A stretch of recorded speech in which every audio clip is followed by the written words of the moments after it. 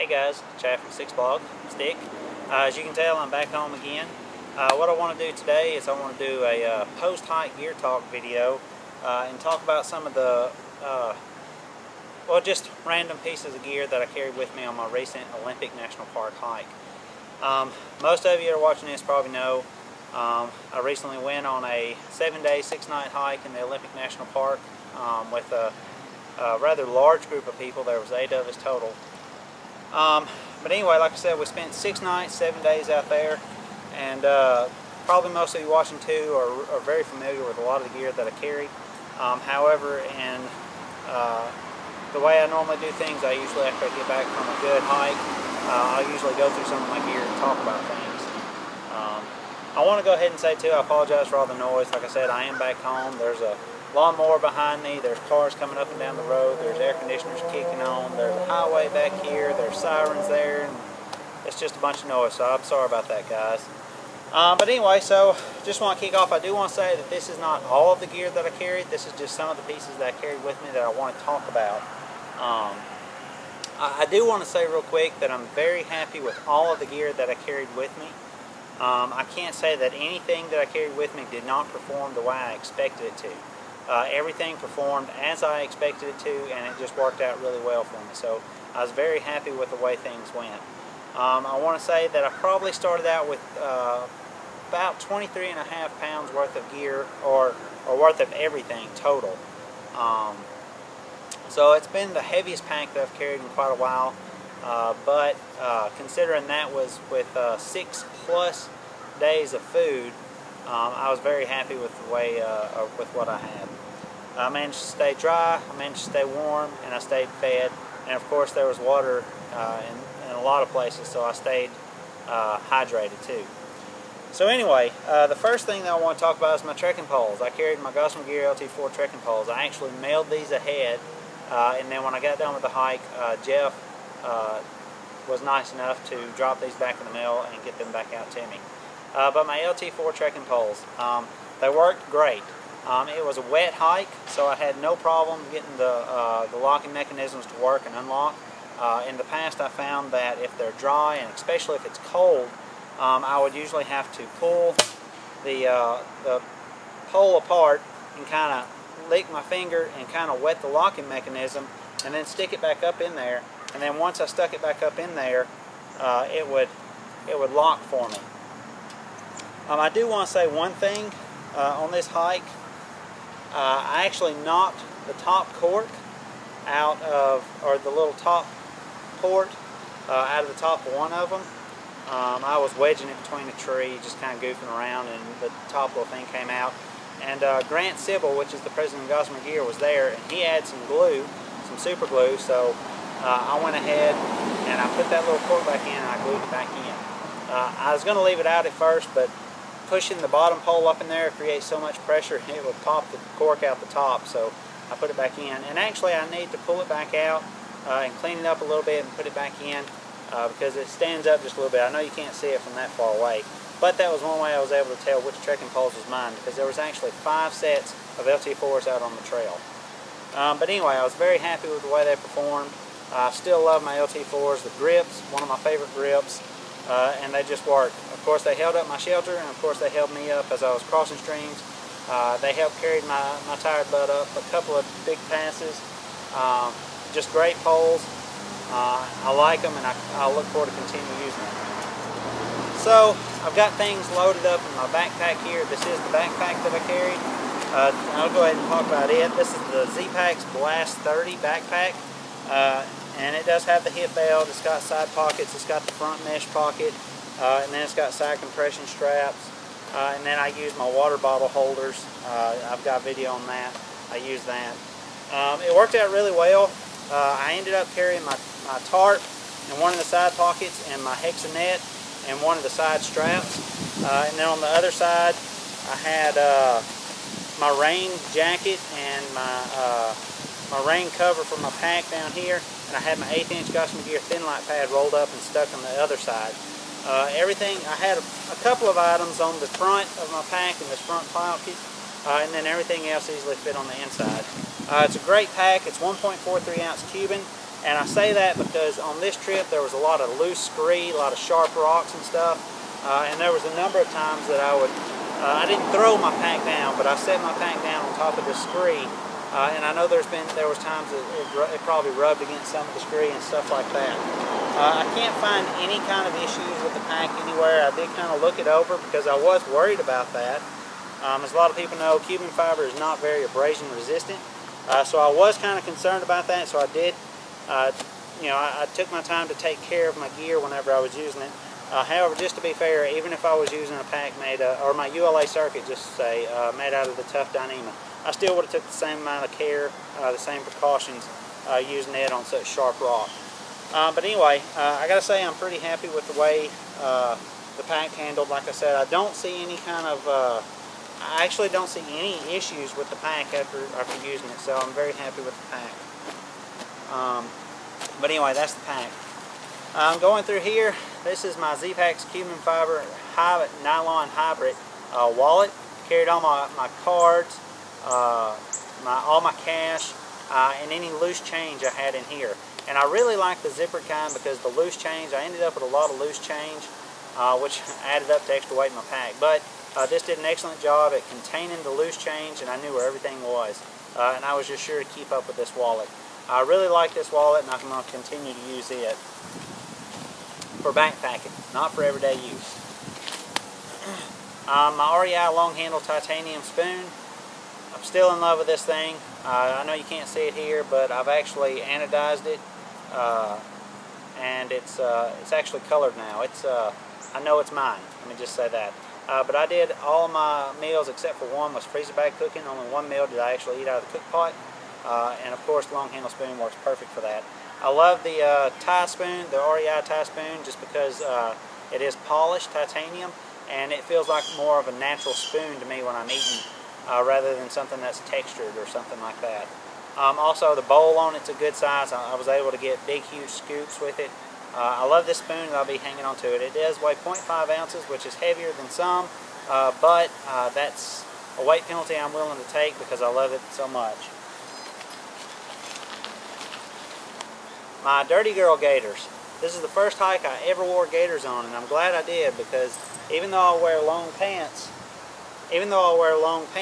and all that scree and loose rock and dirt and everything, the one day that I didn't wear these, I did notice items got inside my shoes. Like I said, even though I wear long pants. The way I typically wore these, I put these on, then I put my shoes on, I connected them, everything. And then my pants just hung over the tops of them. These didn't actually, my pants weren't actually on the inside. But it worked out really well, and I'm going to continue using them in that same manner, unless I find a way that I like better. But the Dirty Girl gaiters, really love them.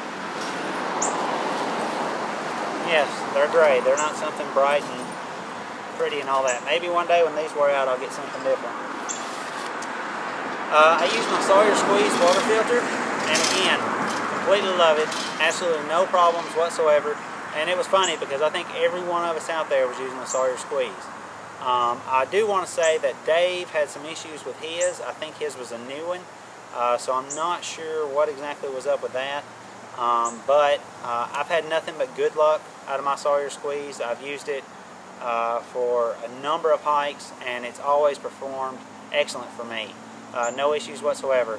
Mostly I would fill the dirty bag and then I would roll it or gently squeeze it and fill up my water bottles, which hung on my shoulder straps. And then after that I would just kind of sling the water out and I would put it back in my front pocket so whatever water was left in it would continue to run out through the mesh pocket on my backpack. But it worked awesome. I love it, and I'm definitely going to continue to use it. Actually, I'm really looking forward to the minis coming out, and I'm going to get one of those as soon as I can. If anything, the mini will replace my squeeze, but otherwise, 100% love this thing. Let's see. My Zebralight H51. Still in love with this thing. I know I've said it a bunch of times. I love this thing, absolutely love this thing. And I want to say, for those people that talk about, you know, how much battery this thing would use up, I just want to say that the light that's in here right now, and that I used for each 6 nights while I was out hiking, is the exact same battery that I've had in here for about the past 2 months. And that is a lithium advanced, I think it's ultimate or advanced, I can't remember which one, but it's a lithium battery. And I mean, as long as I'm not running around with this thing on super high, beaming out 200 lumens, this thing has lasted forever. I actually carried 2 backup batteries just in case, and I never had to use the first one. And like I said, the one that was in here has been here for about 2 months. So for me, it just works. I love this light. I can't recommend it enough. I understand that some people may be turned off by the function, the way the battery, the button is, but I got to tell you, it's super easy to use. It may seem daunting at first, but use it a few times, actually give it a chance, and I think that you may end up liking it too. You may not, and that's completely fine, but for me, it knocks it out of the park. The Zebralight H51 headlight, I love it. And like I said, I use the DIY headband for the headband, the light, and the battery that's in it. It weighs 2 ounces exactly, so I'm very happy with that. My tent stakes. I want to talk about these. I use Lawson Klein titanium hook stakes. I carried 8 of these with me on this hike. I carried 2 of the MSR carbon core tent stakes, and I carried 4 of the 1 gram Terra-Nova tent stakes. First off, I want to say the 1 gram Terra-Nova tent stakes, they're good stakes for what they are, but they're so small. I actually lost one the second night I was there. So I'm probably going to end up taking those out of my pack and just eating the weight of adding 4 more of the Lawson Klein titanium hook stakes. The hook stakes did well. I beat the hell out of some of these with some huge rocks. I did bend some. This one in my hand here has actually got a little bit of a bend to it. I don't know if you can see it from there.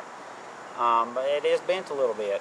But I never had one of these rip up at all. And I do want to say the last night that I pitched my shelter, I actually pitched it opposite the way I should have. The wind was actually coming up over a pass and hitting the front of my tent. So every time a big gust would come over, it hit the front of my tent, and it was just like my tent blew up. And I was really nervous because the three back stakes, actually most of the stakes on my shelter that night was kind of shoved in and kind of had some rocks sitting on top of them. And I was a little bit nervous about it, but not a one of them came loose. Not a one of them even budged. I was very happy with them. And like I said, they took a hell of a beating with some big rocks. I do want to say the ones that Lawson Klein's now selling, it's got the red paint on it. That red paint chipped right off. So it's a good idea. There's still some red paint on it, but I want to say that some of you may remember I did an anodizing video not too long ago, thanks to Brian Green. And the ones I anodized, times better. That's definitely the way I'm going to do it from now on. I'm going to anodize my own titanium stakes to give them a little bit of color. But anyway, I'm super happy with the way they worked. They stood up to some tough abuse. They held each night, and I love them. The carbon core tent stakes, they did fine too. There was a couple of times I beat those in with some rocks too. They're actually holding up okay. So I'm happy with the stakes overall. These are the hip belt pockets that I got to use with my Blast 30. These are the new style from Z-Packs that kind of fold over and clip. Since they fold over and clip, water cannot fall into them because the top is folded over, and they're 100% taped. So they're technically very waterproof pockets, but I don't think I'm a fan of them. They use an elastic closure around the top, and I found for me it was hard getting my camera, which I'm using right now, it was hard for me to get my camera in and out of there because I was trying to use one hand to try and stretch that open and then also put my camera down in there, and it was just a bit tough. Honestly, I think I don't know if I'm going to get rid of these or not, but I'm probably going to, if I decide to keep using hip belt pockets, just get the plain ones with the zipper pocket on it. I think they will work just fine. Another thing too, just because of how far back they sit on my hip, and that's because of the hip belt on my pack, it was very hard for me to get to it and use it. I'm not a big fan of reaching back and using pockets. That's why I don't even have side pockets on most of my backpacks. But I figured I'd give these a try. But I was having to reach back there, and also when I'm trying to reach back, I can't close these one-handed. I can't buckle that one-handed. I'm just not that talented, I guess. So I really struggle with that. So I'm not saying that they're bad, but they're not really working out for me. So I don't know if I'm going to get rid of these or not. That's just after my use with them, I'm just not as excited about them as I thought I would be. And like I say, part of that too is because they're so far over. I do believe that if they were a little bit closer around the front of my hips, then it would be a little different as far as how I used them, and that may change my mind a little bit. So that's why I say I don't know what I'm going to do with them just yet. But of course, there's Zpacks gear. It's good quality gear. I completely believe in it. It's just not working out for me like I had hoped. And that's all out there. A Patagonia Extreme Weight Capilene 4 hoodie. I love this thing. It worked out great for the conditions I was in. Temperatures were probably low 40s or high 30s at nights, and then during the days, of course, it warmed up. This was basically my sleep shirt, which worked out well because I sweat crazy during the day. So I was able to take off my hiking shirt during the day, put this on at night. I love how the hood came up. It completely enclosed me. It felt very good next to skin, and it just worked. If I got a little bit cool on top, I ended up pulling out my North Face Verto and putting that on over this. This is slightly breathable, so it kind of worked, not really as a total vapor barrier liner, but it did kind of act as a bit of a vapor barrier liner. And it actually, by adding this one little bitty thin layer, it made a big difference in my core temperature while I was sleeping at night. But this worked very well for me, and of course this is both, I can use both of these during the day if I needed to, so they're multi-use items, not solely sleep clothes. So I was very happy with the way these performed. My Hexanet and my Hexamid tarp. Love it. I can't say it enough. Love it. I love this setup so much more than I did the tent version. I'm not knocking the tent version, but for me, this setup just works so much better. Luckily, 5 out of the 6 nights I set up my tarp in the correct orientation as far as which way or which direction the wind was coming, and this thing shed wind like nothing else. And then of course, since it's about 6 to 8 inches off the ground all the way around, it allowed for lots of ventilation, so I didn't really have much of an issue with condensation. The Hexanet did awesome. Plenty of living room, plenty of room for me to change. It rained 5 out of 6 nights that we were there, and I never got wet. Even in the gusting wind, I never got wet. This setup just works for me, guys. That's all I can say. I love it. I do want to say, the 3rd night I was out, I accidentally, which there was rocks all over the place, but I set up on top of a rock that I didn't remove from underneath me, and when I woke up that next morning and I was kind of moving things around, I noticed there was a small hole in the floor. It says 1 ounce per square yard Cuben fiber. Like I said earlier, Cuben fiber is not very abrasion resistant, and especially the 1 ounce per square yard. That's pretty thin Cuben. That was my fault. I should have been using a polycro liner or something underneath it, but I chose not to. So what I ended up doing is I had some of the Cuben fiber repair tape. I just patched it from both sides, the top and bottom, and then I pulled a bunch of grass and I laid on top of that rock since it was too big for me to get out from underneath it. I just created a cushion and something to separate that rock from the bottom of my floor, and it worked out well. That was actually the night that we camped out twice in the same spot, and I didn't have any other issues. Guys, I just got to say I love this. I'm very happy with this setup, happier than I had anticipated, and I love it. I just love it. I do want to say that some people noticed that in one of my previous videos I added 4 extra tie-outs at the corners of this, so it can actually clip in like the old style did. And I wasn't sure if I was going to keep that, but what I found is one of the nights I had issues getting 2 of the stakes in on one side, and because of that it really helped having those tie outs so that I could just clip in the corners and kind of cinch them tight as far as keeping everything kind of pulled tight and up off of me. So I really love it, super excited about it, and this is going to be definitely one of my go-to shelters for a lot of my hikes. My light trail cook kit.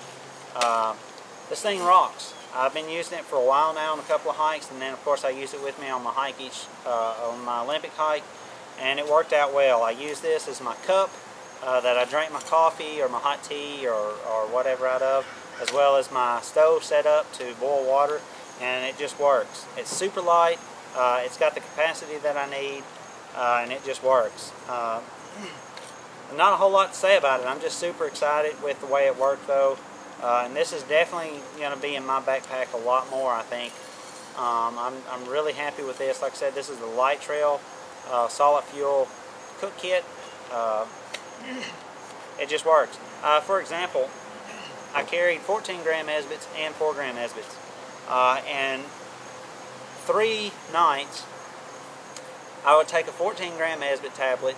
I would light it, boil enough water so I'd have plenty of water to cook my bull in a bag meal. I would blow that Esbit out. After I got done, I would relight that same Esbit, boil some more water for a hot tea, blow the Esbit out, and then the next morning I still had enough Esbit left over to light it, boil a little bit more water for coffee, and by that time the Esbit was gone. Guys, that's half an ounce of fuel for basically 2 meals. So I was very happy with that. Like I said, I'm going to be hanging on to that for a while. These are my Goose Feet Gear over booties. Still having trouble walking in these. I love that I can just slip these on over my down socks and not have to take off my down socks. But still tough to walk in them. I hope that maybe Ben can find a way to kind of make the over booty a little more stationary eventually. But until then, I'm very happy using these and carrying these with me. They worked out quite well. A lot of times too, even if I wasn't wearing my down socks, if I was just in my sleeping bag or in my tent and I wanted to get out and walk around and not put on my wet shoes, since it rained just about, my shoes were wet the entire time I was gone. But I would just slip these on, at least have something dry, and I would still have to kind of watch how I walk through there, but they worked out really well. My Goose Feet Gear down pants and down socks, these were the rest of my sleep system, as well as my just the clothes, clean clothes that I could change into once I got to camp. And like I said, I wore this in conjunction with my Patagonia hoodie, and if need be, the Verto wind jacket. These worked out very well. I can't really say a whole lot about them. I'm super happy with them, and they definitely work. Before I say too much more on that, the quilt that I carried with me was my 35 degree Enlightened Equipment Prodigy quilt. This is the 6-foot version. It's the wide version. And this is not the one that he sells currently on the site. The one that he sells currently on the site has slightly different dimensions than this. My quilt that I have here weighs about 18 ounces. He did not use the zipper on the foot box. Instead, I asked him to put snaps. Also, he used smaller drawstring. And somehow, I don't know, but like I said, it weighs 18 ounces, so I'm very happy with it. What I did is I just took a piece of, if I can find it, I took some flat nylon cord and put these little clasps on them. It's like a watch clasp. And then I attached the female end to the loops. So all I got to do is pull that up, and I was able to attach that and then cinch that tight up underneath me. And that really did an excellent job at blocking out the drafts, and since it's all super flat, I never noticed that I was laying on it. I'm really happy with the way that works. And like I said, I used this in conjunction with this. I'm going to say that I've used this same stuff here on the east side of the States in temperatures down to like 23 degrees and been fine. However, over there, I don't know, it was a little different. I don't know if it was just me not used to being over there or what. like I said, it was probably high 30s at the lowest. And I wasn't cold, but I just feel like I wouldn't have been able to push it quite as low as I did the times that I've used it over here. So I'm not sure how what that actually translates to, but like I said, I stayed warm the whole time. I do love this because it is synthetic. One night we had a lot of dew, and it was on everything, everywhere. It didn't matter, and there was a little layer of dew that was on the top of this. And this is some of his 15D waterproof, I can't remember exactly whatever, but the outer layer is the waterproof material. And I'm happy with the way it worked. And like I said, if I was to go again right now, I would bring this exact same thing. Then I have my Goose Feet Gear down pillowcase and my Exped air pillow. Worked out great. I loved it. And this was actually the topic of conversation for a while. My huge pillow. It's like 3.6 ounces, but just like my spoon, it's a sacrifice I'm willing to make because I got awesome sleep each night. And I know that if I wouldn't have had this, it probably wouldn't have been quite as awesome. So I love it. The Luke's Ultralight Seal Nylon Rain Jacket. I actually wore this mostly the last day when we had rain while we were hiking out. I wore this on top of my short sleeve Mountain Hardwear Wicked Light t-shirt as we were going up Moose Mountain, and it was cold. I was cold. The wind was blowing probably at least 30 miles an hour, and there was rain being driven into us. And my whole right side, it was cold. But there was so much wind, the seal nylon actually did really well. There was no chance for moisture to build up inside between me and the jacket. All that wind blowing, even though it was raining, I actually stayed dry, and I think it worked out very well. I was super glad that I had this. Only like 4.8 ounces. I actually seam sealed the seams since one of my previous hikes. I like it. That's all I can say. Not sure how much more I'm going to use it because I've got my Montane smock, but it's after this last hike, it's definitely not out for the count. I'm definitely going to keep this around. And I know this has been a long video. I'm almost done. Last thing I want to talk about is my sleeping pads. This is my 1/8 inch Gossamer Gear Thin Light pad. I used this. I simply unfolded it. It was folded in half, and it served down at the foot. It's kind of what my legs rested on. You can see here, I carried it on the outside of my pack, and it took a little bit of a beat, and it got caught on something and actually tore. But that doesn't affect the way that it worked for me. Still liking this pad. It only weighs 1.7 ounces for like a 59-inch pad, so I'm going to use this thing until I can't no more. And then this is my ProLite 3 small sleeping pad. Guys, I am super impressed at how much I love this pad.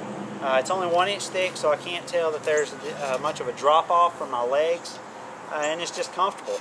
I will say, though, that the R value is kind of low. It's only like 2.2, I think, somewhere in there. So at times, I think I felt a little bit of coolness from up underneath me. But what I can do to supplement that is just take this pad, open it up, and stick it up underneath this, and that would add to the R value, and I'm sure I would be a little better. But either way, I was very, very happy with the way this pad worked, and this is definitely going to stay in my kit for a while. So anyway, guys, that's some of the gear that I carried with me. Like I said, I was impressed with everything, very happy with everything. If you have any comments or questions or something that I didn't necessarily address with any of these, feel free to post a comment below, and I'll do my best to respond back. And guys, I appreciate you watching. I'll see you next time.